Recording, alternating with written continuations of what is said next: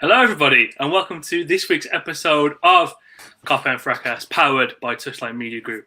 I'm your host for this week, Krish, and of course, you can see we are live on YouTube. We are live on your screens. You can see our beautiful faces. This will be the new theme for every week.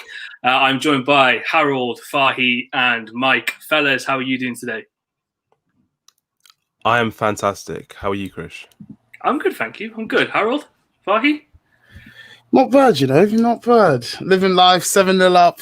God is good. Woo! Honestly, life couldn't be better. Apart from Mike, my enemy. Life couldn't be better. You started early. Yeah, I had to. 7 heaven. Fahi, how are you doing, sir? I'm paranoid. That's what I am right now. I'm paranoid. We're on YouTube. People are watching us, and I saw what we did to Harold last week, so I don't need any comments. Therefore, I'm wearing my cap. My hair's very long right now. Okay. Do you know what he said? Do you know what he said? He said, "I saw what we did to Harold last week." This was all Fahi, by the way. I want you to know that only Fahi critiqued my head. Yeah, no one else. Yeah, just Fahi. So so I'm a bit paranoid, but it's all good. It's all good. Other than that, I'm all fine. How are you, Krish? I'm good, thank you. Thank you for asking. I'm in the festive spirit, along with Harold, as you can see. Got the Santa hat on. I'm dressed in red. I am Christmas. You know what I mean? You see what I did there with the name? Remixed it all up. But get a few things out of the way before we start with this week's episode. Of course, I'm actually proud to say that this week's episode of Fahi and Fracas is proudly brought to you in association with our partners over at Fanslide. What on earth is Fanslide, you might be asking? Well, Fanslide is the world's first live and in-play fantasy football game. And if there's one thing we love here at Fahi and Fracas, it is a friendly game of fantasy football. Isn't that right, Mike? You're talking to the champ right here. Of course, I love fantasy football. And of course, with Fanslide, you can play against your friends. You can also play against us here at Fahi and of course, the rest of the guys from the Touchline Fracas Network for free. And you've also been a chance to win some cash prizes on certain select games. It's quite fun doing it this weekend. I actually played a game on the weekend with Fahi on the Everton versus Arsenal game. And Fahi, you made a fatal mistake at the beginning of the game, didn't you? What did I do? I remember you telling me you put someone in, then you took them out. Oh, mate, the two games I played, it was the game on Saturday, and then I did the United game. The most recent one I can remember now is the United game. And what irritated me was I was looking in the first half, and I was like, okay, I need to put a Man U defender in because Leeds don't look like they're scoring. So I put in Harry Maguire, and I put in Harry Maguire instead of Lindelof, and then Lindelof scored. And I was like, that's 60 points I missed out on. So yeah, it's really good. It's super good, but I always regret the transfer I made because it's that hindsight kind of thing. Yep. But yeah, I had the exact same thing for the Everton Arsenal game. I put Mason Holgate in my kind of double slot at the beginning of the game, and I got a little bit of cold feet, changed him out for Michael Keane, and I just saw nothing but interceptions galore from Mason Holgate. I was like, oh God, what have I done? But thankfully, I had Yerry Mina in when he scored, so a little bit of serendipity on my end from there. But we're playing this Sunday when Liverpool take on West Brom, which we'll be talking about later on in this pod. So join in on the fun and search for Fanslide today in the App Store and download. Fanslide, don't just watch the game, play the game. So, fellas, we've got seven reasons to be on this pod tonight, haven't we? Woo! Yes, we do. Seventh heaven, boys. If you didn't know, I talked about it this weekend on the main pod.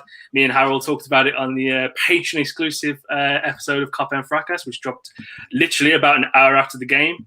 That's what you get from us. You get that speedy service, and especially when you're in lockdown. I think we all need that now more than ever. So let's get stuck into it. Mike, Liverpool 7, Crystal Palace 0. Nothing. Nada. They didn't even have they did have a sniff, but they didn't convert anything. So that's the most important thing. Talk me through your emotions at the end of that game. For me, after the game, I felt like I just watched the champions play. And not just champions of last season, but champions of this season too. It was such an authoritative performance. We were just a better side, and people spoke a lot in the first half on BT Sport. I watched the game on BT Sport. They were speaking a lot about how Crystal Palace created these chances. it wasn't necessarily they created chances, but they had opportunities, as Klopp said after the game, and they had like the pass before the chance, really, but they never ever really got there. And we just cut through them so many times. They were more expansive than I expected them to be, Palace. And we cut through them so many times. And some of the football we played was genuinely the stuff of dreams. Like the Firmino goal, the first goal, I think it is, where he just kind of slots it over the outside of his foot. It's just a gorgeous goal. Like everything about that goal is brilliant. And we saw a few times in the day, just Liverpool cut through Palace and play some of the best football you've ever seen, really. So I loved it. I enjoyed the game so much. And it's good to see Bobby smiling again and scoring goals, and Mane smiling and scoring goals. And like, I was listening to the Anfield Rap, and Neil Atkinson always says the thing. It's like people think Firmino doesn't like scoring because he doesn't score often, but he loves scoring goals. And you can see when he smiles and does his kung fu kick, like he loves scoring goals. Bobby Firmino loves it. So, like, it's good to see him back in the goals. And hopefully this is like the start of a good run for him, because I feel like Firmino can be quite a streaky player where he scores goals in like a nice little run of games, and he might go a few more games without scoring goals. So, like, literally so many good things happen. Minamino scoring his first goal in the league for us as well was a good positive.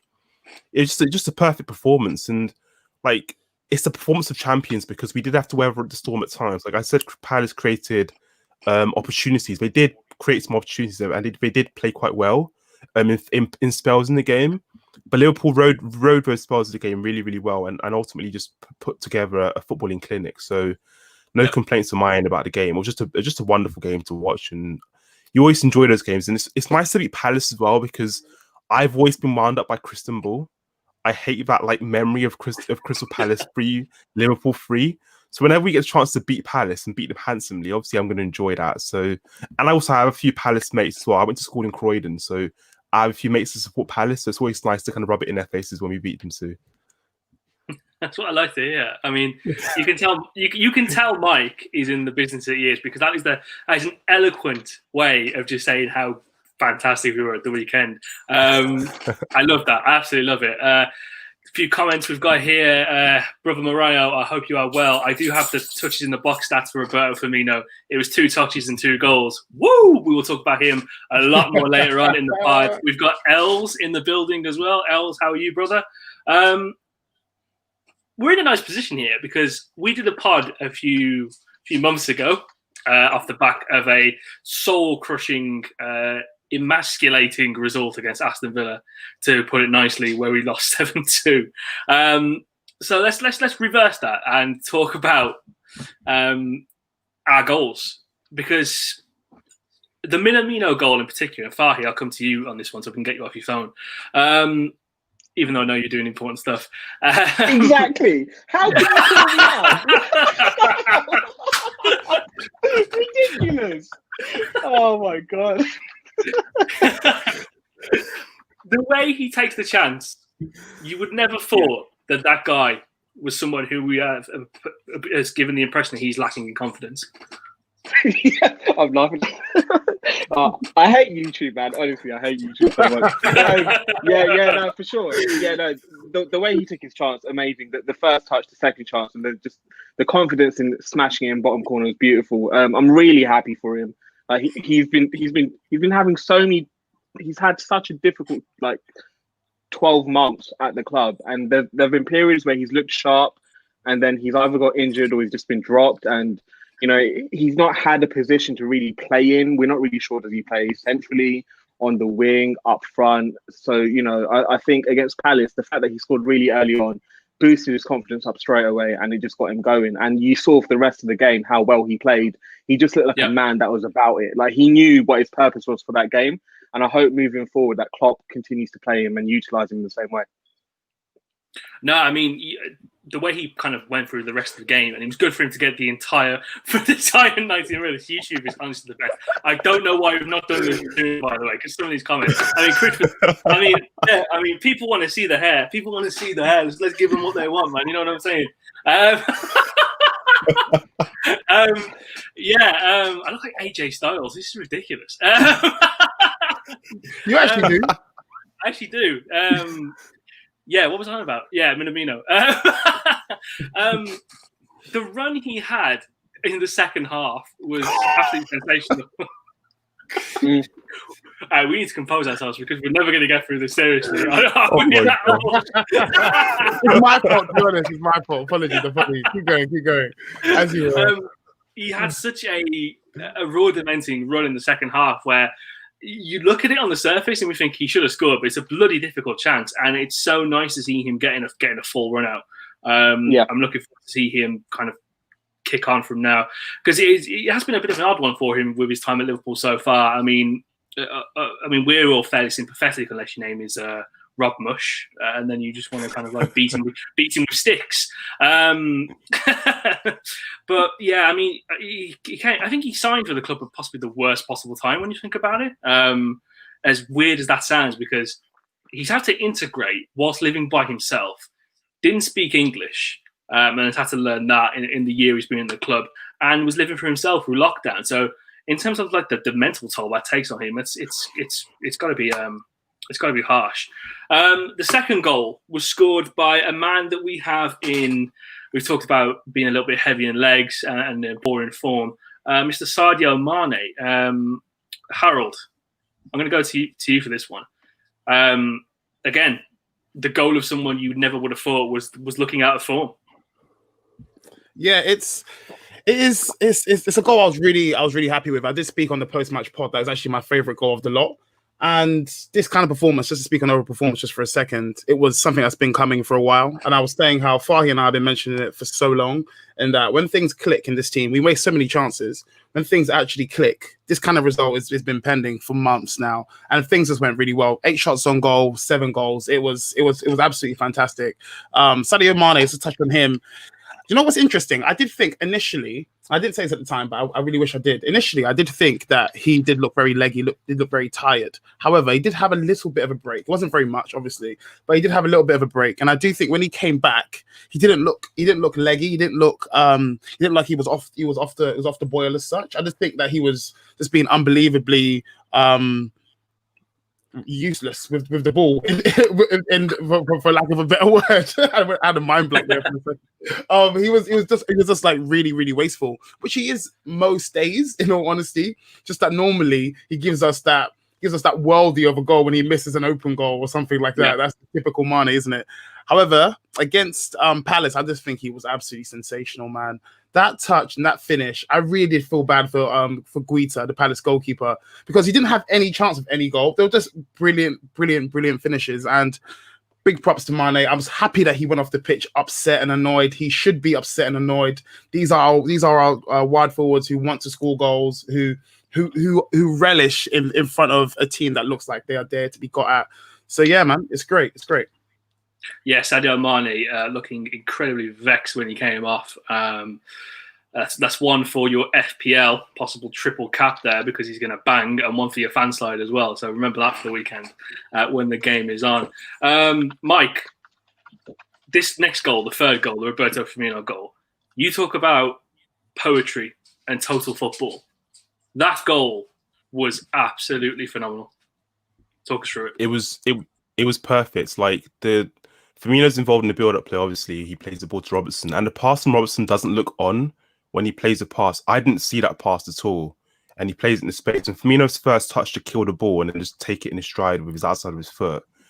It's just a remarkable goal, and like you never thought we'd score that kind of goal against Palace on the weekend, because I thought it was going to be a low block. We'd put pressure on them, maybe score like a not on transition for sure. Like I thought we would kind of score a goal where we're peppering them and put pressure on them, and then we'll kind of break through that way. But to score a goal like that on a transition, like that's the Liverpool goal from maybe like 17, 18 or that period of time where we would break quite quickly and score against teams. I love that goal. Like, it's one of my favourite goals this season. Like before that goal was the Everton one, and Mane's first goal against Everton was my favourite goal of the season just because we worked that goal. But this goal's like much better goal. It's just a brilliant goal. And again on Firmino, the way he takes that goal, like we speak about Minamino, who hasn't scored while, he takes it with some confidence. Like for me, was very nonchalant in finishing that goal, and like he's only scored before that. It was the Tottenham goal, so you can see what the goal's done for him. And we spoke about Mane before, about him lacking sharpness and looking leggy. I guarantee you, moving forward now, Mane's going to play with some confidence. He's going to look a lot sharper, and all the talk of like him needing a rest will completely diminish or like go. Like for me, it's less about them needing the rest and more about them just needing the goal just to boost their confidence. Like for Mane, watching him against Spurs, it wasn't like he was leggy. To me, it was just like he just wasn't making the right decisions. He just didn't play with the conviction we know he can play with, and he wasn't playing with that same aggression that he can play with in the final third. And that goal he scored in the weekend will do in the world of good. And it was a typical Mane goal, like the touch and the quick finish. That's very instinctive. That's very Mane.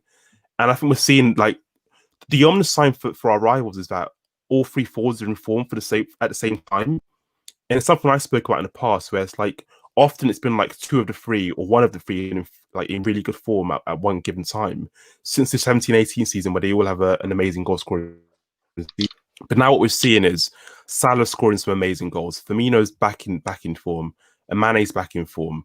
And you add Thiago to the fold, you add Shaqiri coming in off the bench as well. We have so many options now. Minamino scoring goals. Like it really is ominous for our rivals. And people will try and pretend there's a title race. I'm fairly certain there's no title race this season. Like the next team they're going to big up is Manchester United, who are 4 or 5 points behind us. They will beat Leicester on the weekend. They'll go on a nice little run, and they'll drop points. They'll play us at Anfield. They'll lose. There is no title race. Like, sorry to break it to you, rival fans. The title race is over. We are the best team in the country, and we're going to win the league again. And not like at a canter like last season. It won't be 18 points. There'll be a nice, healthy cushion. And I think on Saturday, we just demonstrate the gap in quality between us and the rest. And the third goal is a perfect summation of that gap in quality. The soliloquies that Mikey's coming out with today are absolutely phenomenal. I can't think of a better person to have on the pod, honestly. It's getting me sucked in, so I mean, good lord, pause as well. But yeah, if you are watching on YouTube, be sure to sub to the Touchline Fracas YouTube channel, to like this video, and just keep looking through all the fantastic content that we've got going on. The fourth goal, Jordan Henderson. What a finish. Mark, we've actually been joined by Brother Marco. Brother Marco is here, everybody. How you doing? I'm good, man. As you know, man, just always busy, always late. I'm sorry for being late again, guys. But yeah, I'm here to wax lyrical about such a fantastic squad that we have. And if we move on to Henderson's goal, I can't remember, but there was a switch of play. I believe it was from Naby Keita just before into...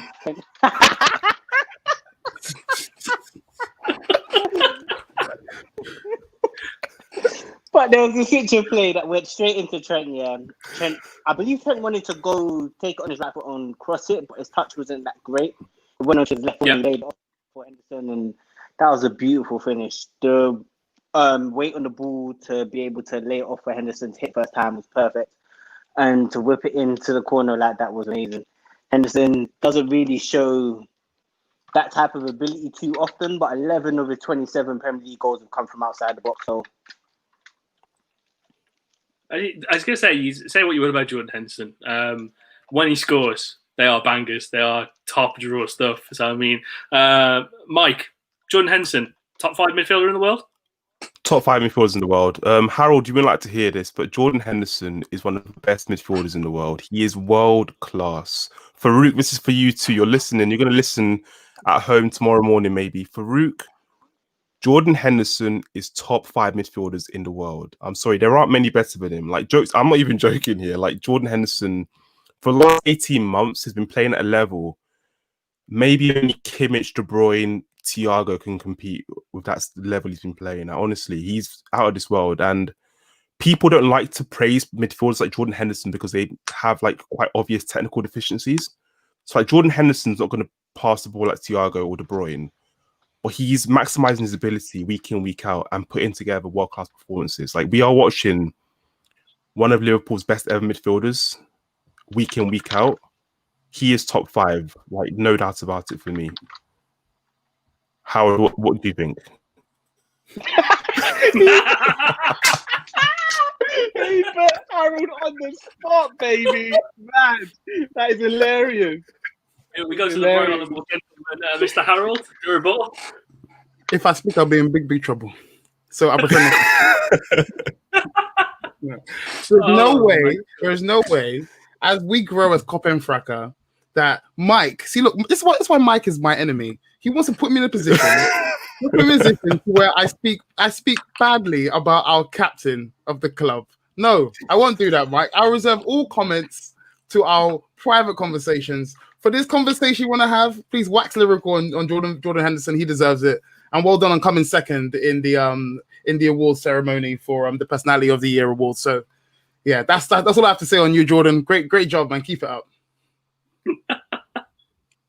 You did well to save yourself there. Yeah. I know, very, mate. very well. Honestly, I know. Yeah. You may be a politician, but I'm an accountant. Yeah, all right. That was just a brief insight as to the That was conversation so nasty. That was so nasty. Mike is really nasty for that, man. Wow.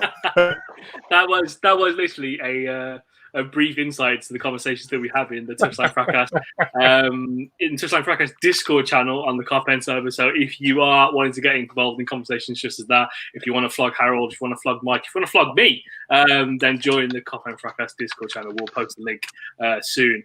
The fifth goal, another Roberto Firmino, just beautiful finish. Fahi, I'll come to you on this one. The dink at the end is just beautiful. For sure. We discussed on the Patreon episode last week regarding his confidence, and this was for pre-match, right? Yeah. So for pre-match Palace, we discussed how Firmino has to start super confident. He had 5 shots against Spurs, scored, and again against Palace, he was on it. He was absolutely on it. His movement was great. He had 2 shots and he scored 2 goals. I mean, the way he dragged the ball to his left but still dinked it with his right over the keeper is beautiful. And this is what I want to see. Like, how many times? It's embarrassing to say, but how many times can we say we've seen Firmino have 7 shots in 2 games? Like, there have been periods where he's had 0 shots. So the fact that he sniffs smelling blood now, it's like he's realised, shit, Jota's here, Salah's here, Mane's here. I need to also contribute with goals.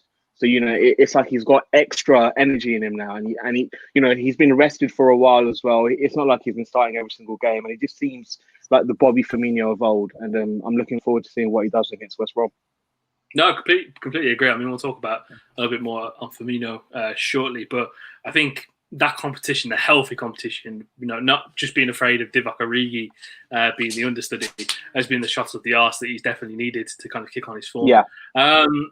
We'll kind of put the 2 goals together because this brother was on the bench. There were people in the Carpen Fracas WhatsApp group saying that, "Oh, who captained Mo Salah? Oh, who would do that for SPL?" And I laughed at them. They laughed at me, and then I laughed at them because the man came off the bench and scored 2 goals. I'm looking at you, Mike. I'm looking at you, Tate. I know you're in the group. It ain't happening, all right? Okay? You're never going to beat me, okay? A fantastic finish from close range from Mo Salah, and then just a cracking wonder strike for his last goal. Harold, I'll come to you for this one. Great to see Alex Oxlade-Chamberlain being involved in this too on his kind of return to the Liverpool first team. The 7th goal from Mo Salah, a wonder strike, and just something we know he's completely capable of. Yeah, it's the type of strike he tries pretty much every week. Mike and I feel like although obviously we have our jokey grievances together, we do really watch and analyze the way Mo Salah plays, and the way he plays is like he'll have certain times. He's a very intriguing player to watch. Obviously, he's very, very goal hungry, but he always tries that type of shot. You saw it come up against Atalanta away, where it actually paid off, and he managed to get that same type of goal. And he obviously did it against Roma as well at home. That amazing goal he scored. But it hasn't been coming off of late. This goal, I think, was just absolutely fantastic. You saw the dip and how it looked like it was going over the bar, dips underneath the goalkeeper, it goes in. He's just excellent. I'm running out of superlatives for Mo Salah. He somehow divides opinion, but there's one thing that he does get, and that is just goals, man. He just gets loads and loads of goals. And I did see one stat, and that was out of all the foreign players that have come into the Premier League, his goal and assists per game, so his ratio is 0.97. That is the highest out of anyone ever. The next person up is Thierry Henry, and that's 0.96. I just want to add to that and say our number 11 scores like a 9 and creates like a 10. Ooh, That's not actually from me. Some journo said it today. I don't know who it is. Because I'll get caught out tomorrow. And claim it. He passed it off as his own. So yeah, it's not from me. But it's beautifully said though, and it is true. Our number 11 does score like a 9 and create like a 10. Brilliant player. Yeah, he's just to continue on from what Fahi said, he's amazing to watch, and it's just great to see for the first time as well. Just because I don't think we've mentioned it as well, for the first time in I don't know, I think we're talking about it in a while, in years. I think since the Roma game, that our front three have all scored in the same game. That's insane. It was the Porto game from. Oh, was it Porto? Away, I think. Yeah, Porto away. Like, how long ago was that? Like, guys, like this is nice to see. It's coming up on 2 years. That's how mad it is. Like, which is insane. And I'm not even a betting man, but I always knew whenever I'd see some odds on for all our front three to score, I'd be like, yeah, if you're a betting man, you 100% go for that. But now you obviously couldn't have said that of late. But it's good to see Mo. It's good to see Mo obviously doing his thing, being consistent this year. Mane coming back into form and to breaking his little bit of a duck. And Bobby Firmino, most impressively for me. And I really hope he can replicate his 17-18 form, man. The last 2 games, he's proper impressed me. I think he's been absolutely balling, man. Fantastic player. You're not a betting man, but you are in the fan slide game. So for everyone else, if you want to be in the fan slide game, head over to the App Store, search fan slide, and join the fun with us guys today. Sorry, Mark, I did cut you off there. No problem. Just to stick on Mo Salah for a minute, I don't think we appreciate this pass for Robert Firmino's second goal enough. I think that pass, the weight of pass to get into Firmino's stride, to literally where he can pick what side he wants to go, and then to be able to carry out the date the way he did was absolutely perfect. And Salah's been creating a little bit more than normal nowadays, and it seems like he's trying to be more of a team player. And I know you're listening to this, or you're going to listen to this. He is trying to be less selfish, but it will come. And I still think he's going to get the 35. It's a big claim, but yeah. I mean, he's on pens now, so it's not impossible. It's not impossible. He is. Just on topic of Salah, sorry, Krish, to interrupt you. No problem. Just had a comment for one of our YouTube listeners, and they're saying, "What are your thoughts about Salah's recent comments?" I'm just to delegate, just to borrow responsibility from Krish for a second. Mike, I feel like you spoke quite well on this in the group, and I'm eager to. I think it'll be good to spread your thoughts to the rest of our listeners. I guess the first thing I'd say is that the thing that people picked up from Salah's comments, they ignored the main kind of bulk of what he said, which was, "I want to break all the records I can at Liverpool." Now, that was kind of the essence of what he was saying, and he essentially left the door open for a possibility in the future of joining Real Madrid or Barcelona. Like, I'm not worried if Salah has that ambition to join Real Madrid or Barcelona. Liverpool players have always had a desire, and like we have Liverpool and Manchester United, who are the 2 biggest clubs in this country, are still below Barcelona and Real Madrid in the footballing food chain. So it's natural that a player like Mo Salah, who kind of does see himself as, I think he wants to experience football around the world and be a footballing star, will have a desire one day to play for Real Madrid or Barcelona. But it wasn't like he had an imminent desire to leave the club and flee for Barcelona. He would be sensible to anyway, because Barcelona and Real Madrid right now are not the same club, like compared to us, like in terms of where they are. Like Barcelona are not going to go anywhere in the Champions League, and Real Madrid look like they need a few signings to be able to compete in Champions League. So I was fine with his comments, to be honest. I didn't have a problem with them at all. Because he never gives interviews, and like to give an interview to a Spanish newspaper was always going to raise alarms and raise like eyebrows. But his comments were fine, and I think Salah's just a brilliant player, and like he is going to eventually leave the club, and it might be for one of those two.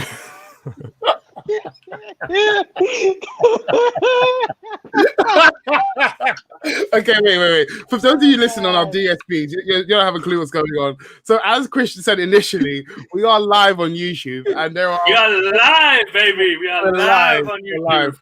Tuesday Night Live. We are live on YouTube, and obviously we have our comments coming live and direct. And every time we keep laughing, guys, it's because we're getting hilarious comments from friends and folks in the comments. And most of the comments are just about how we look. They don't even care about the game itself. It's just generally about how we look. But sorry, Mike, as you were. I can't remember what I was saying to us. You taste for Yeah, But I I mean, think the crux of it is like is- Salah's comments were fine. Like, there's nothing to worry about at all. Yeah, I mean, it's a weird one, isn't it? Because it's kind of half new contract, and it's also half I'd like a new challenge at some point in my career, which you kind of look at it from yourself as a normal worker.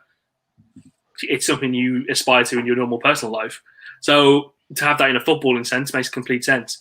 Fahi, your thoughts on Mo Salah's comments? Yeah, listen, it was a chess move. He knows what he's doing, speaking to AS. This is someone that doesn't speak to the press regularly. He's gone to AS for a reason. He's been advised by his smart agent to go there and speak to them.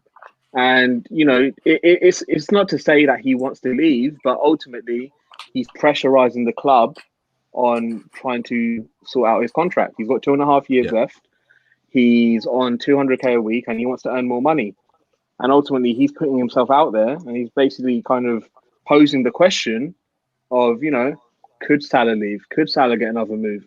And if Salah's not going to get another move, could he get a new contract? And that's what he's trying to sort out. So I don't think it's accurate for fans to just be like, oh, it's absolutely fine what he's doing. I mean, he's in it for himself, but he's doing the smart thing. He's playing the club with the press and he's playing the club with potential suitors and he's trying to get the best deal for himself.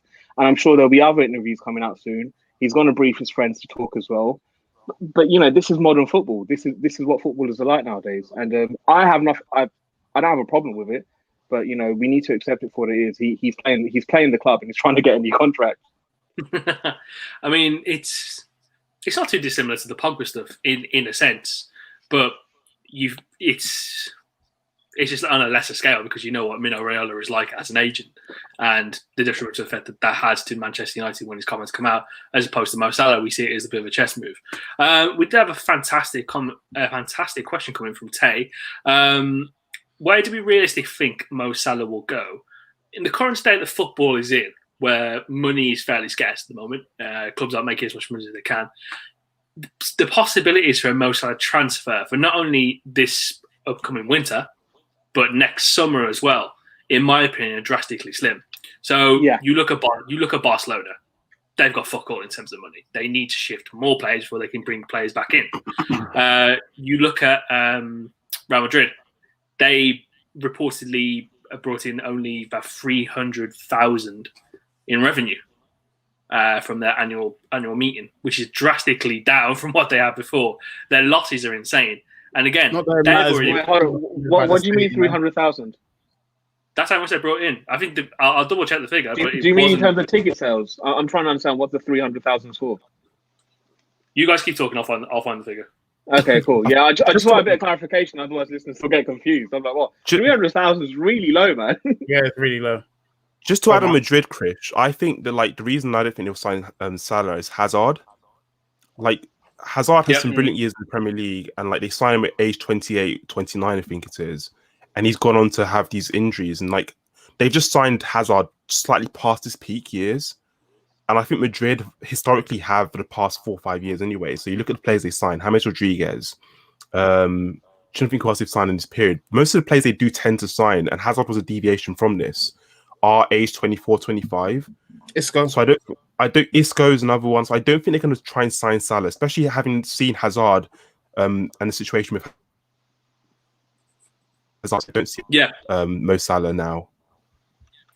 I've just found the figures. So they're 330k in profit, but their budgets are set for a 300 million euro drop in revenue.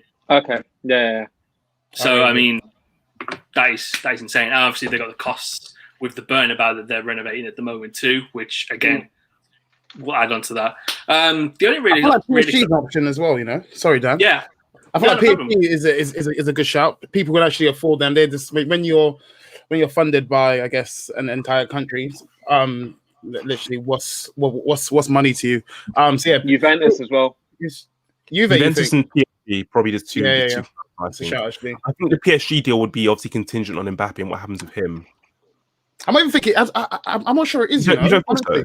No, because they have so much money. Like genuinely they have so much money. I genuinely don't. I think Juve is a project that would actually. If I'm Salah, I'm thinking of Juve. Actually, both of them. To be fair, I'm trying to think of both clubs who really, really, really need European success, and both you could be the reason for that. You know. Both stories will be quite fascinating for Salah because, like the Juve story, like if Ronaldo leaves Juve having not won the Champions League, Salah can be like, I'm going to do it instead. Yeah, I'm the person savior. Yeah. Not Ronaldo, it's me. Like that's the story. And also, if Mbappe or Neymar move on in a few years and he goes to PSG, he can also be like, I'm the one that's going to deliver the Champions League. I've done it before, by the way, guys, so I can do it again. Like both stories will be quite nice for him. If he wants to, like, because I feel like Salah sees his career as a story. Like he went to Liverpool to restore us to our greatness and our glory years. He'll go to another club and try and do the same. So like, yeah, and both as well. And himself as well. So both clubs will be fast. And he's also scored loads of goals in both leagues. I think Salah won't know of his future until Messi makes his move. Messi is going to be the reason why players move across the big teams this summer. So the moment we know where Messi is going, that's when we can work out the merry-go-round. But it's all dependent on him. So if Messi goes to PSG, Salah's not going to PSG. Do you get what I mean? So this is when we'll actually realise what will happen. Interesting. Wait. A question, rather, actually, Fahi, just for you. Do you really think he leaves at the end of the season? I think using just past experience of what LFC have done, this current regime, and I think based on his age and the current abilities that he's at, Mo Salah's not going to peak any further. This is his peak. So if we're looking to make a profit, which is what we want to do when we buy players, this is the best time to sell him. But ultimately, we need to bear in mind, it is a pandemic, and the money that we could have got for him 2 seasons ago is probably not going to be realistic now. So we have to weigh up the option of what is the maximum we can get for him. If it's not 100 mil and above, is it really worth letting go of Mo Salah right now? And I think that's what it goes down to. But I do think the club would kind of assess the situation and look to move him on if they could get a good fee. Cool. The Mbappe Mo Salah swap deal is very much on the cards. Me myself, I'm a businessman, and I'm very much in the business of Roberto Firmino. Mark, I know you're also in the business of Roberto Firmino. When many people wavered and they were shouting for people such as German Shane Long, amongst others, to come in and kind of take the mantle as Liverpool's number 9. Me and yourself, we never really wavered. We stood firm. We kept our faith. Don't even give me that. Marco definitely wavered. Are you mental? Mark in the Discord was moving crazy. He's like, I don't want to see this. And Mark is the biggest top red I've ever met. Yeah, actually, no, apart from David's brother. But Mark was moving mad. Mark was moving mad. Yeah, Mark, don't you dare try and be all humble. Like, oh, that's my guy. You better tell the truth now. Yeah. Obviously, I voiced my frustrations at him not scoring goals. That's all I'm going to leave it as. I voiced my frustrations, but he's always been my boy. RF9, baby. All day, every day. You make me sick, okay? That's what all relationships are like, though. They have the highs, they have the lows, they have their arguments. You have your spats. You go, you should go on the bench. No, you should start. No, we want this new guy to come in. But in the end, it all works itself out. And you score late winners, and you score fantastic goals against Crystal Palace, and you can be optimistic for the future. Go on, Mark. Sorry. Exactly. What's a marriage without a few arguments, man? Literally. Sorry, I'm just in a fantastic comment from Ellis there. Can you confirm or deny that you were crying for Kai Havertz? Kai Havertz? He can't speak. Come on, let's flog Mark. Come on, Mark. Come on, Mark. Mark was crying out for 80 mil Kai Havertz. Mark was utilising Kai Havertz. I wanted an emerging young German talent to come into the squad and not go to a rival. That's exactly what it is. To replace who in the front three? I mean, Yotta's coming to replace technically. You know what, yeah? We have 2 politicians in our group, guys. We have 2. Mike, you're not alone. Mark, you make me sick, okay? I need you to know that. Oh my god, yeah, Mark, you were kind of like Mario. You were like, you were like looking at Kai Havertz saying, "I can hear your heart crying out for me," in this transfer window. But yeah, I mean, Bobby, at least I wasn't twerking for the deaf boy.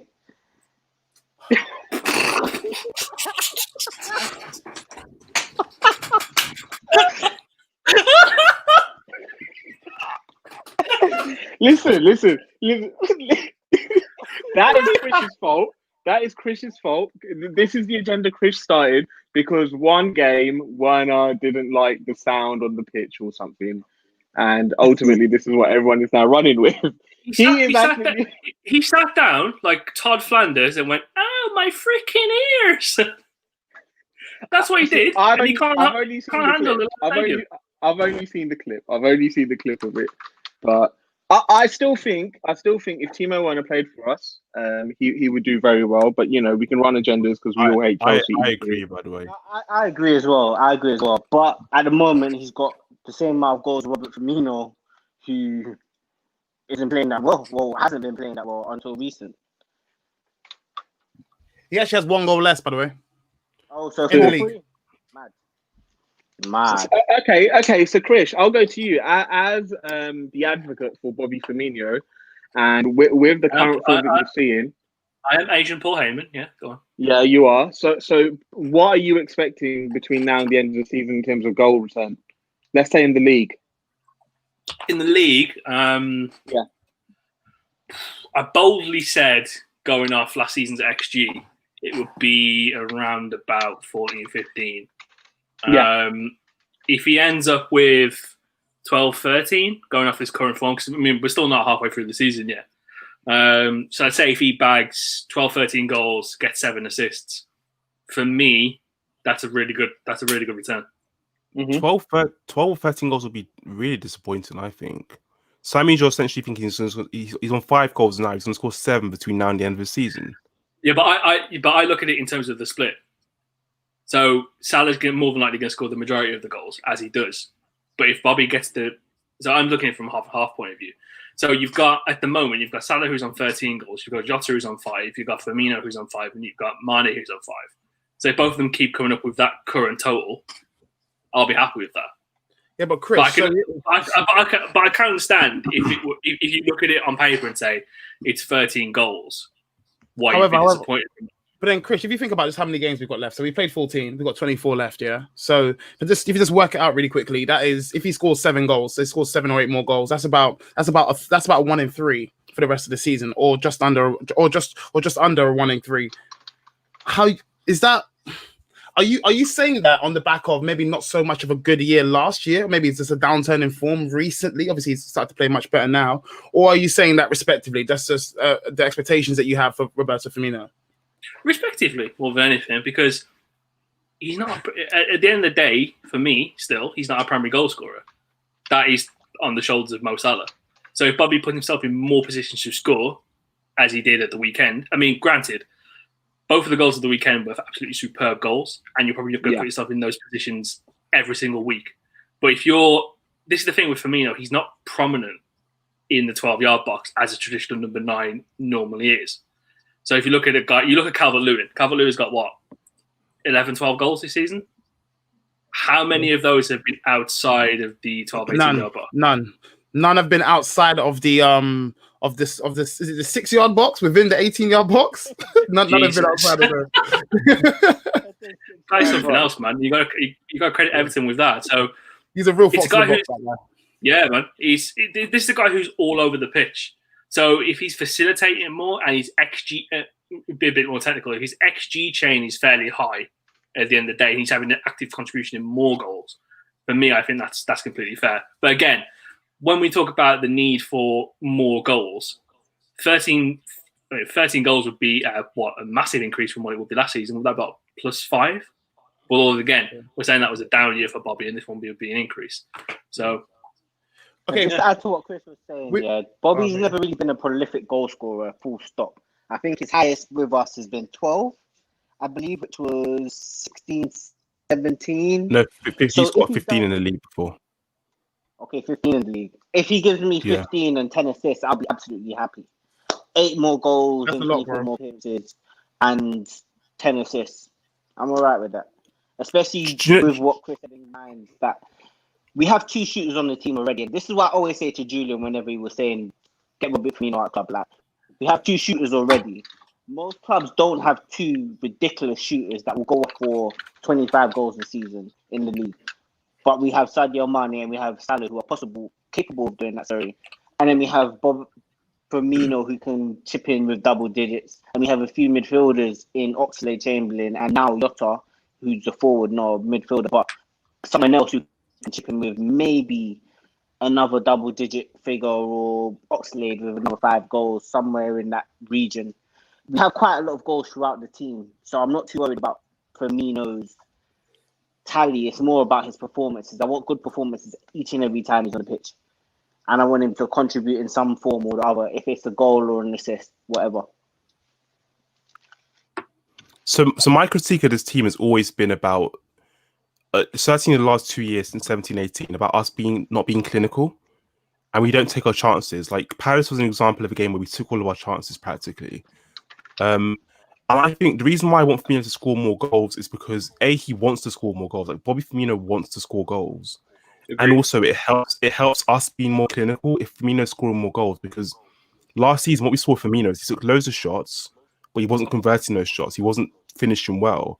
So Firmino wants to score goals, which is why I want him to score more goals. So I want Firmino to be closer to 1 in 2, because he wants to score more goals. And also, like, this season is going to be a long season, and I go back to a point I raised earlier. Oh my god. Okay, so just to explain why everyone's laughing, Farouk has dropped in the YouTube comments, Mike, cut that high top. Have you ever seen a politician with a high top? I'll be the first politician with a high top. Thank you very much. Oh, okay. I like that energy. Come on, Mike. I like that from you. I like that from you, mate. I like that. We don't just take the shot. We shoot back. Mike, it's kind of what we was going over. What we were talking about with the Spurs game and the Palace game. The Spurs game more in particular.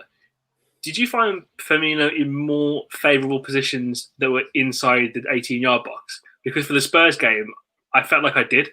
He was finding himself in those spaces. And the problem, I know we were literally just talking about in terms of lack of ruthlessness, in the Spurs game, we were getting so many decent chances, but we were literally just shooting them right at Hugo Lloris, as opposed to any other side of him. I mean, probably would have been 3 goals off. Yeah, finishing against Spurs was really frustrating because you see the Mane has a chance, Curtis Jones has a chance in the game. We just shot straight at Lloris, and we haven't been aiming for the corners, and that's obviously how you can score your goals. You aim for the corners, away from the goalkeeper, you score your goals. And I just think Firmino he kind of, like, I think he's someone that, like, signifies how poor we've been in terms of finishing over the last few years. I think, like, we aren't as good when it comes to finishing as we should be. Given the quality of forwards we have. And I think Firmino is someone's quite emblematic of that. Like, he's someone that should score more goals, just as a team, we should score more goals. And what we're seeing now is, like, he has confidence. He's playing with his tail up. And I think moving forward, I think Firmino is going to go on a little spell now over Christmas and I think the rest of the front three will too. I think Mane is going to be hungry to score goals. And I think Salah, he has an innate drive to always score goals. And I think with our games now, we have Newcastle and West Brom in the next 2. For a goal to the front 3 in our next few games. Southampton are a team that we should be wary of, but I think we can score quite a few against them too. So, like, I think moving forward now, what we're going to see is a front 3 all wanting to score goals, and we could see, a similar trend to what we saw in 17-18, where it's like they all 3 of them scored in the same game consistently, because I think they all want to. And like, Salah looks like he's going to have a season where he scores north of 30 goals. I think Mane again will go on a little run, and my concern for me, just to go back to him as well, is I've always been more concerned with the performance level. Like, for me, the reason I was particularly concerned at the start of the season was because he was not doing the things Firmino gets praised for doing. So he wasn't really dropping the link and play well. He wasn't pressing that well. He wasn't doing all of those things. But now he's doing that and scoring goals. This is a good sign. And, like, I hope that moving forward in the period we're about to approach, because, again, we have loads of games this season and we need to kill games off early. Moving forward, I think we need to just make sure that we are being clinical. And I hope Firmino is kind of, and his recent form is a sign that we've turned the page, and we're about to embark on a spell of form where we're more clinical and taking more chances. Yeah, I know people do have a lot more things to say, but the guidelines that I strictly enforce because I am the enforcer of the guidelines, the creator of the guidelines, and the enforcer of the guidelines. So we'll take that one offline. We do have West Bromwich Albion this Sunday, so we can kind of like Big Sam. Big Sam, he is back. He's back to terrorize. Did anyone watch? Fucking hell. What? Are you a Big Sam fan? No, I'm just surprised at the vim that you came with the pig. Yeah, I can't stand it. I can't stand that bloke. I think it's really funny that he's a massive like Wolves fan, and he's got to go and manage West Brom, and that was one of the first questions. Yeah. He's from Dudley, which is the funny thing. Okay. And he was a massive Wolves fan, and that was one of the questions he got quizzed on, and he couldn't even hide it. He had to genuinely admit that he was a Wolves fan as a kid and stuff. So Albion fans were not happy about that. They weren't great against Aston Villa. Granted, they were down to 10 men. Jake Livermore did get set off.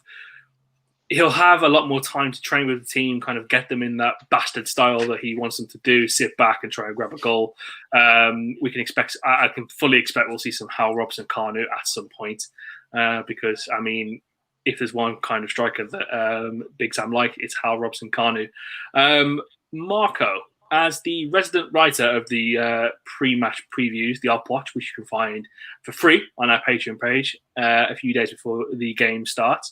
What are you expecting to see stylistically and in player deployment from West Brom this weekend? Okay. Prior to Big Sam's appointment, I would have said that they defend really, really naively. I remember watching them in several games towards the beginning of the season, and they just defended like a championship team. They didn't really pick up runs into the box. They drifted from runners. But Big Sam will have them in a mold and have a great setup about them coming into the game.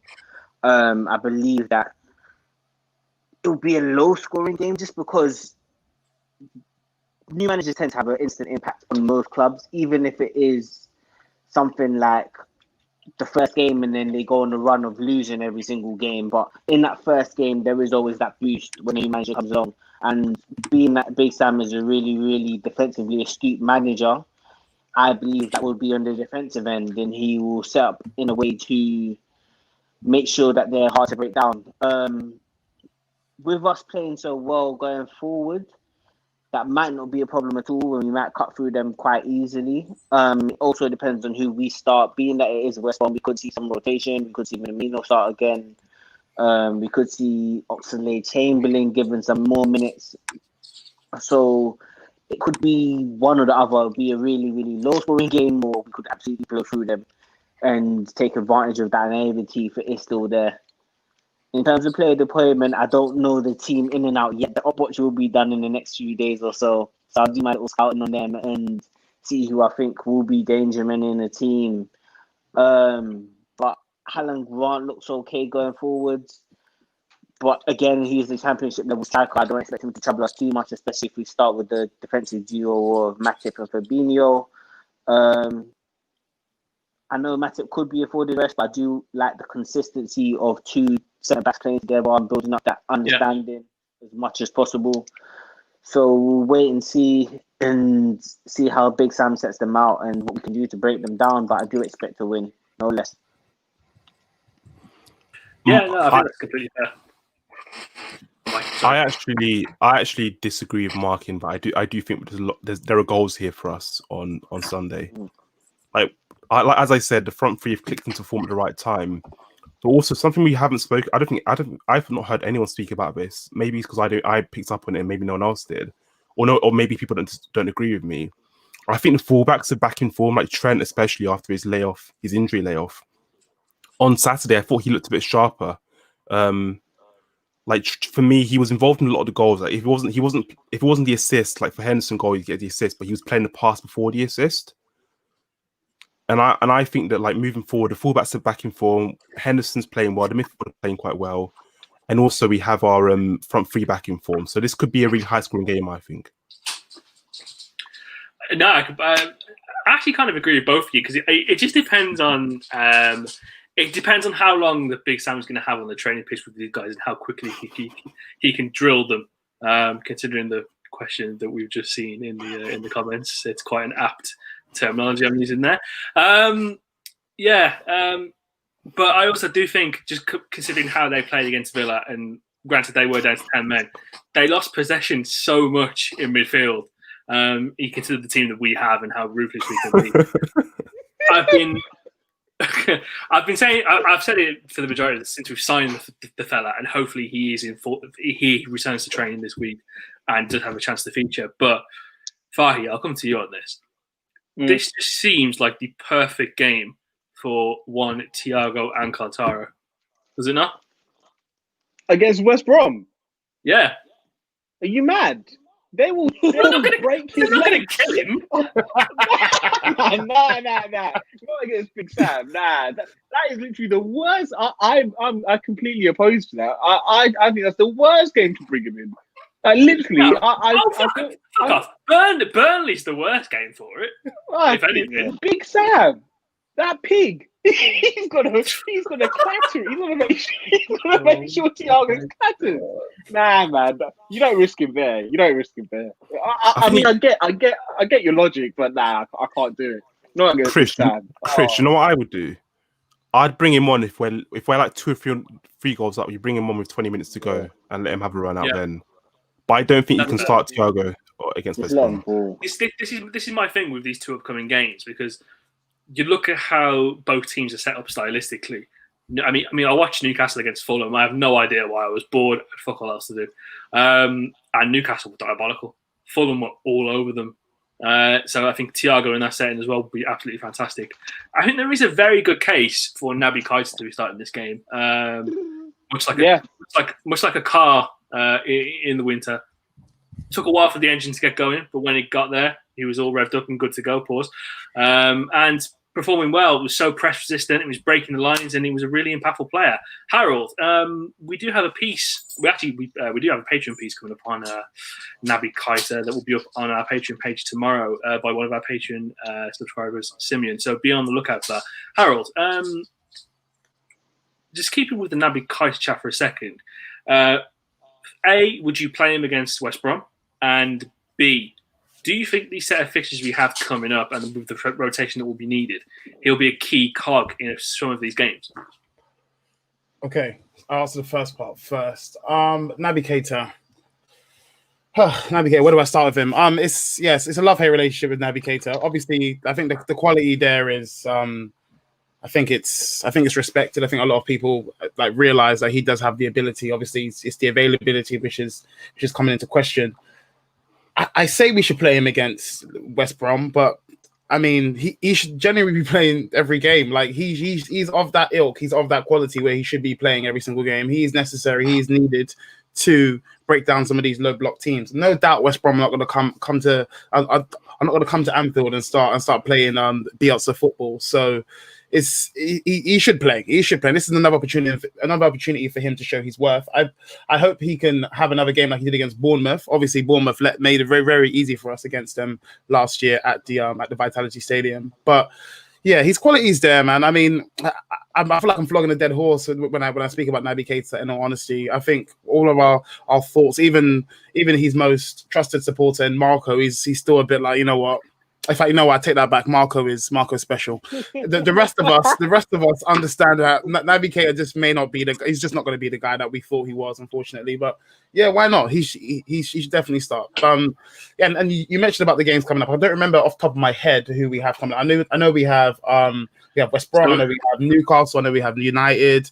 I don't know exactly what order that's in. But I know those are 3 of the games that we have coming up.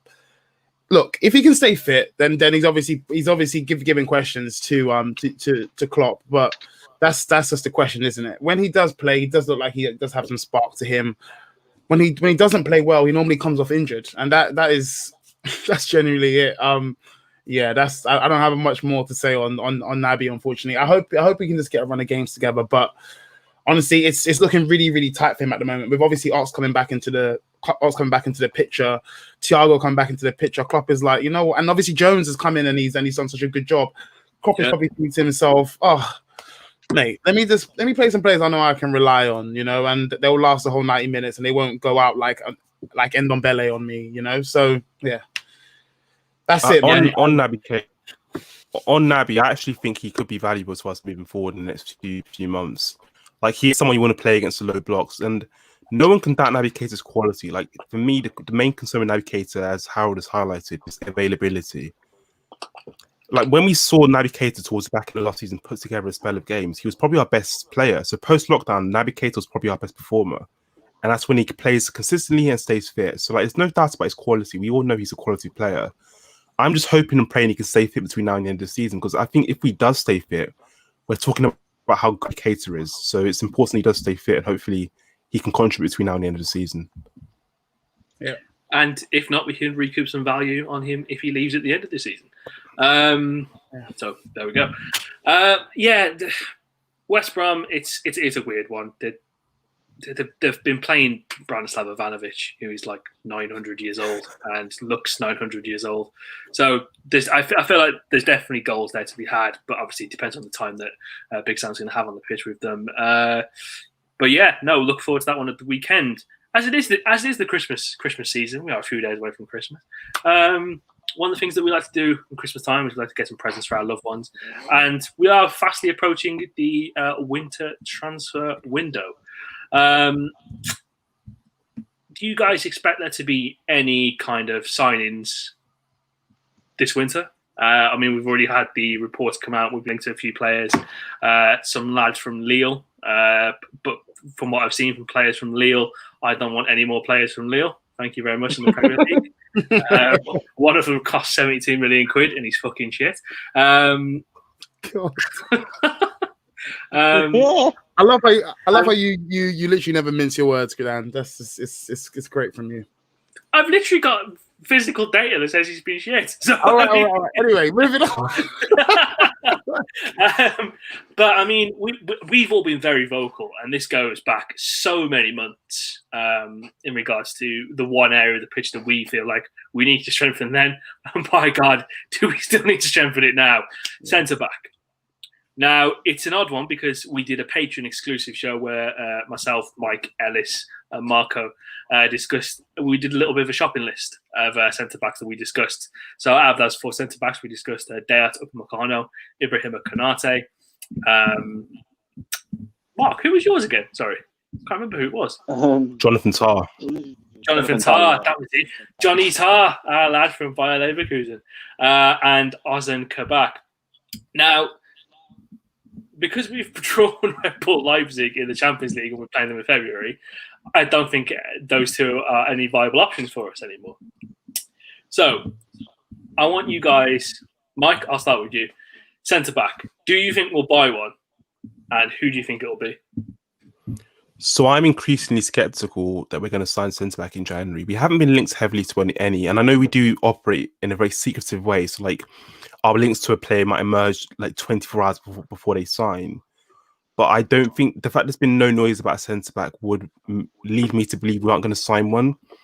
And I think Klopp has big belief in the squad and like the ability of Reece Williams and Nat Phillips to help fill in whenever he needs them to between now and May. Yep. I would think it's a bit reckless to not sign centre-back, but Klopp knows better than I do. Obviously, he's shown that over the last 2 years, 2 seasons especially.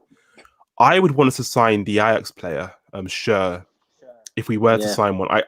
Konate or Upamecano would be like the kind of luxury signings for centre back I think that we need maybe in the summer. But I was impressed. I've been impressed by Schur whenever I've watched him play. I think there's a player in there. He's quick. He's strong. He's got a good frame. He can head the ball quite well. You know, he played well against Mane. He up against Mane that day at Anfield when they came to Anfield Ajax. So like he's someone I'd be interested in, but I'm skeptical about us signing a centre back. I think if we do sign a centre back, it wouldn't be a big name. It wouldn't be like a Konate, Upamecano, even a Kabak. It'll be someone that relatively unknown, but it's got like quality and talent.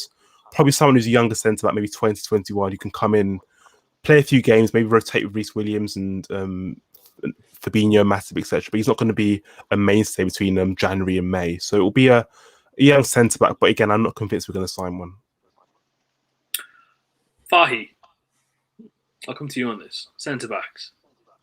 do you think it's more of a case of if the opportunity presents itself? As we discussed earlier, football isn't in the best shape financially.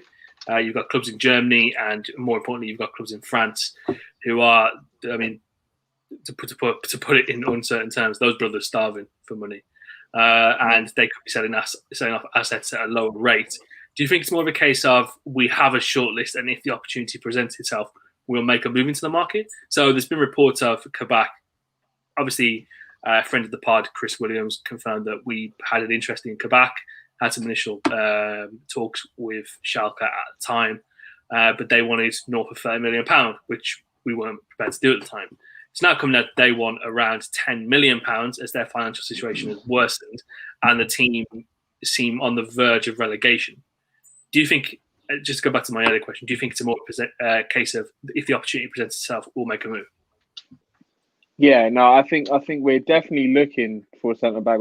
That's clear as day. But we will only pull the trigger on a deal if the deal is suitable to us. So if we feel like we can get a bargain or we can get a player in a category A or B tier, and that player is in the price range that we want them to be in, then we'll make that signing. We're not gonna do anything emergency wise. Like we're not gonna do what we did with Stephen Corker or whatever it is. We're not going to do anything Stephen like that. Corker. Yeah, like that won't happen again. It's going to be a case of if we can get the player that we want that fits our profile for a price that we want, then we'll sign him.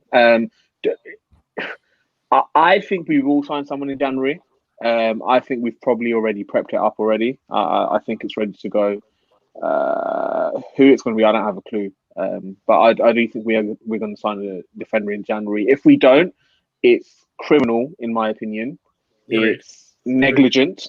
Yeah. And I really dislike when we do that. So I hope we've learned our lesson, because if Matip drops injured again or Fabinho drops injured, we are screwed. Yeah. So we do need to sign one, and I'm certain we will sign a centre back. Yeah, I say this every week. We are legitimately about one injury for either Glam or LSB at centre back. Yeah, so, yeah. Just touch on what Fahi said about the centre back options.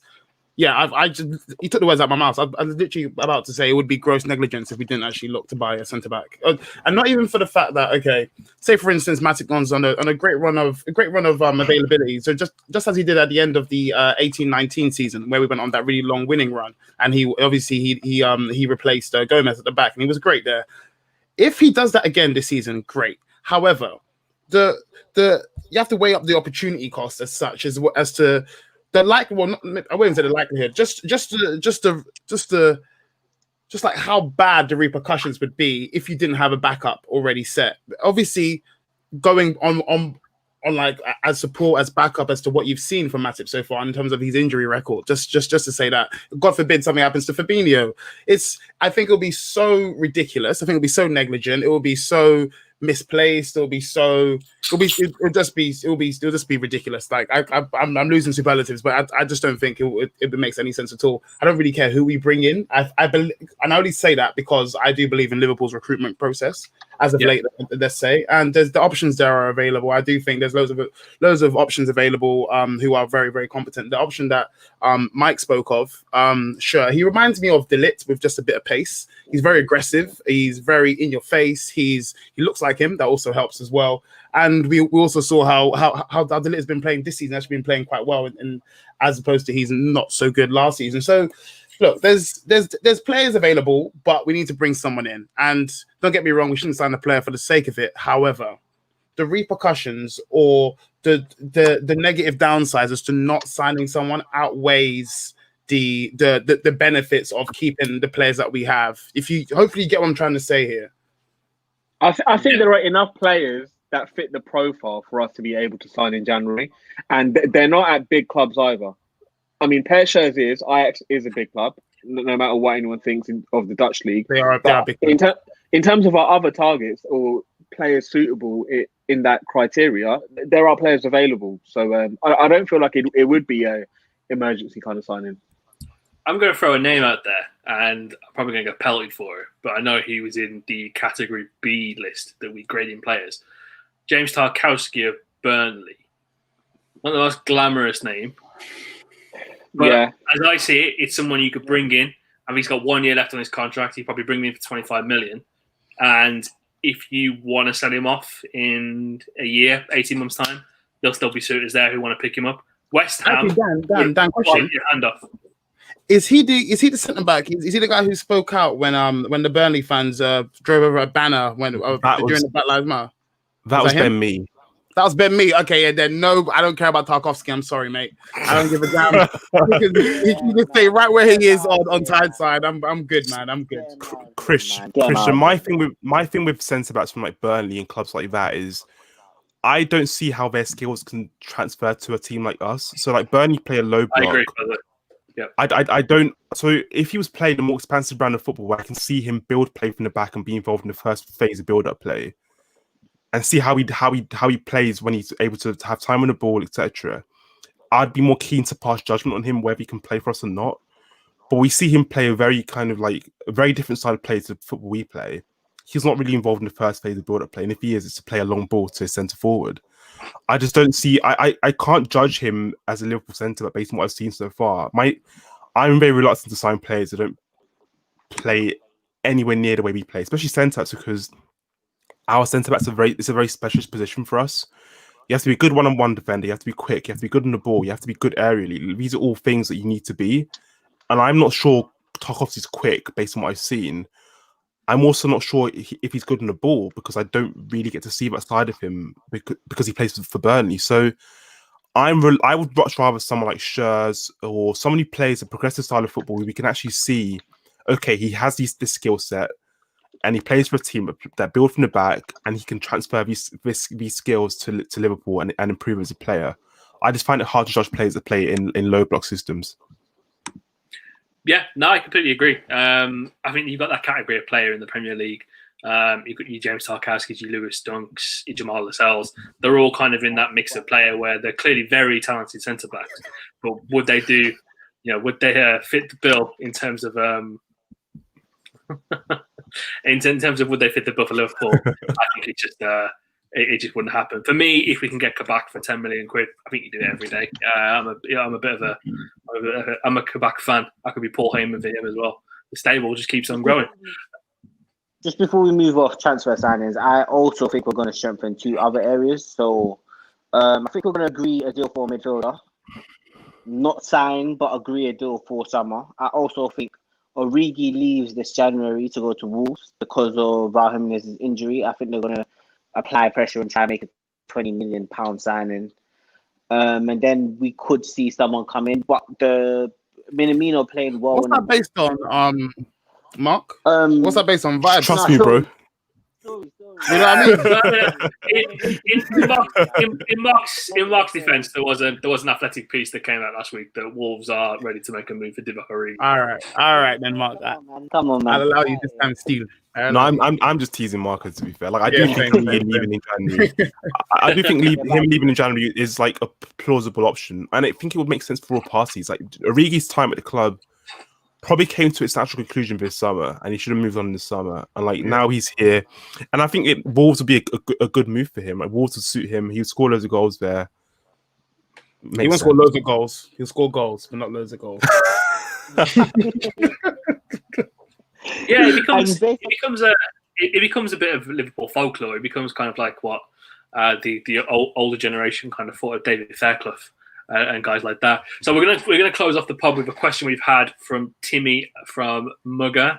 Do Klopp's players make his system, or does his system make the players? He needs a definitive answer. So he's saying none of this bit of both thing. Well, I mean, I think that's a bit ridiculous, but he's a pretty ridiculous guy, so I guess it makes sense. Anyway, sorry. His system makes the players. It's clear as day. You've literally brought in players. You put them in his system, and they've performed to a super level, like echelons above what they were before. Like I don't know how this is even a discussion, to be honest. Mo Salah wasn't Mo Salah till he came to a Klopp system. Same with Mane. As opposed to Ole, who just goes, "All right, lads, let's go out and have a good time." Yeah, literally. I also think that's just the way football is now in general. Like teams and managers have a system they want to play, or they have players and they try and get the best out of these players in a particular system. So like Guardiola, for example, De Bruyne is the player he is for Guardiola, not just because he's a phenomenal footballer, but because he plays in Guardiola's system that brings the best out of him and able to show his skill set in the best possible way. So like, of course, the system is really, really important. Like Trent, for example, who has unbelievable ability, would he be essential to, like, I don't know, Tottenham's build-up play in the first phase or the second phase, as he is for us? I don't think he would. So again, that's top system enabling Trent to show his skill set of his ability of both feet to control games for us and right back. So like, the answer probably is a bit of both, but also like Klopp's system is very, very important. Like it brings the best out of the players we have. Yeah, I don't think it's both. I don't think it's both at all, man. I genuinely do not think it's both. I don't see how anyone can say it's both. That literally, we have seen players that have not been rated by other clubs come into his system and turn into the best player in their position. Like it's a non-discussion. I agree. We do have some players that I think would perform well elsewhere. Like, I think Salah right now, the player right now, yes, he's matured. No, that's different though. No. I get that. Yeah, I agree. Okay, with that, fair. So let's see. And just to give another perspective. Sorry there, Dan. I definitely talked over you. Apologies, mate. Just to give another perspective. Obviously, Mike gave an example of De Bruyne and Guardiola, but let's give an example of a lesser quality in a lesser team. So let's talk about Hassan Hüttl's Southampton. And you look at the importance of a manager and instilling their philosophy on the team. And obviously, there's a good comparison between Southampton and Arsenal at the moment. And you're thinking, Arsenal have better quality players. Hassan Hüttl is a better manager than Arteta. There's a reason why he's managing to get more output out of lesser quality players than Arteta is with better quality players. It goes to show his system, his philosophy that he has in football is more important. And that is, aside from the logistics of obviously the replacement factor of a manager as opposed to players, it's obviously much easier to fire a manager as opposed to fire your whole squad of players. Aside from that, managers do really make a difference. And it goes to show exactly what Fahi's saying. We did have some players who weren't exactly respected in their positions before Klopp came in and made them who they are, i.e. the best example I can give you is Andrew Robertson. And it goes to show like it is the manager who does makes the system, and the players playing their position. Obviously, they're fantastic quality. We do have some players who have just been exceptional, like Mike was saying, Salah, Mane, who'll just be ridiculous wherever they go. But I do think more so it is on the system, and that has been instilled by Klopp. Yeah, 100%, I think there's also one more factor, which isn't really about the system or the players, but is more about buying into what the manager wants. And I feel like Klopp and his personality, he's been able to get everybody to buy into what he's doing and come along for the project, so they perform at slightly better level. Like when you're playing for a manager that you like, and when you're playing for the club, you play you play with more passion, and that's dictated in Andrew Robertson, who goes over and above. Like he will be injured and he will still play through his injury, because that's the type of player that Robertson is. He's brought into this philosophy that Klopp has brought at the club, and this culture that's all around him at the moment. So I think, it is mainly the manager and what the manager instills into the club that makes the players who they are. Anyone else have anything else they want to add on there? Nope. No, good stuff. Of course, if you want to hear more thoughts from myself and the rest of the boys, then please do head over to our Patreon page. That is patreon.com/Copper and Fracas. And from as little as £3 a month, you can get access to a whole host of content we've already got on the page and a whole host of content we've got coming up. Obviously, the transfer window will be active soon. We'll be covering that in the most apt detail you will see. We have our post-match Patreons as well, and just a whole host of amazing stuff we've got coming up for you guys. We want to keep you company in these weird times. So do head over to our Patreon page and subscribe today. So from myself, Krish, Harold, Mike, Marco, and Fahi, this has been this week's episode of Copper and Fracas, powered by Touchline Media Group, and we will see you next week. Have a fantastic Christmas. Peace. See ya. Merry Christmas. Merry Christmas, everyone. Feliz Navidad.